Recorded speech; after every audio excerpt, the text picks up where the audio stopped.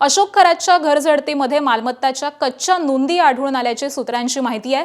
कच्च्या नोंदणी व्यवहारातून बोंधू अशोक खरातचे बेनामी व्यवहार हे आता उघड झालेले आहेत आणि त्यामुळे मनी लॉन्ड्रिंग तपासाला देखील वेग आलाय।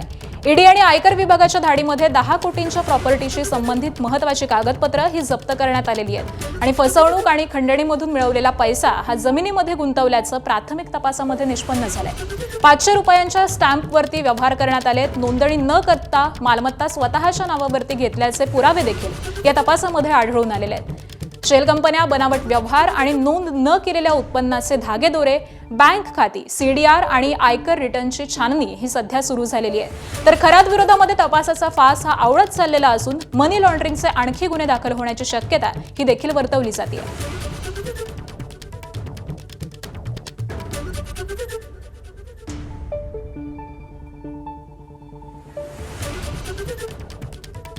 तर अशोक खरातच्या घराच्या झाडाझडतीमध्ये मालमत्ताच्या कच्च्या नोंदी या सापडलेल्या आहेत आणि त्यामुळे तपासाला अधिकच वेग आलेला आहे।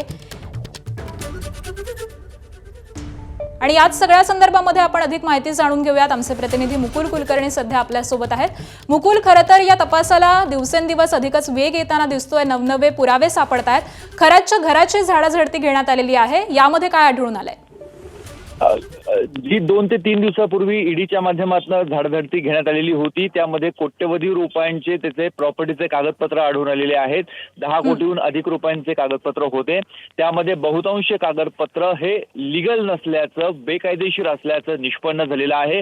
अनेक व्यवहारांच्या त्याने कच्च्या नोंदी करून ठेवलेल्या होत्या। त्या स्टॅम्प पेपरवर म्हणा किंवा शासनाची मोहर लावलेले असे बहुतांश कागदपत्र त्याच्याकडे आढळून आलेले नव्हते। त्यामुळे बेनामी संपत्ती त्याने गोळा केली। एका मनी लॉन्ड्रिंगचा त्याचा विस्तार हा किती मोठ्या प्रमाणामध्ये होता, या संपूर्ण घडामोडींची आता चौकशी सुरू झालेली आहे। चौकशीला वेग आलेला आहे आणि मनी लॉन्ड्रिंग प्रकरणी आणखी एखादा गुन्हा त्याच्यावर दाखल होण्याची दाट शक्यता व्यक्त होत आहे। अगदी धन्यवाद मुकुल या सगळ्या सविस्तर माहितीसाठी। एबीपी माझा, उघडा डोळे बघा नीट।